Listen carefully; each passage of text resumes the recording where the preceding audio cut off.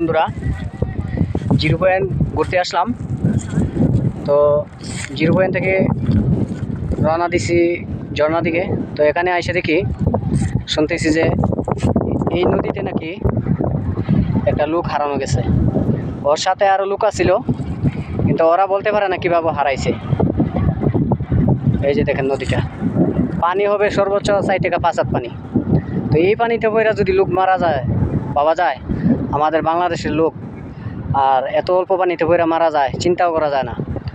আপনি যে নদীটা দেখতেছেন, আরও পানি যদি বড়টা হয়, তারপরও ইনশাল্লাহ নদীর এই পার থেকে ওই পারে চলে যেতে পারবো সাঁতার কাইটা। তো ওরা বাংলাদেশেরই লোক, কিন্তু ওরা বলে সাঁতার জানে না। ওরা কোন দেশে বসবাস করে চিন্তা করতে পারেন।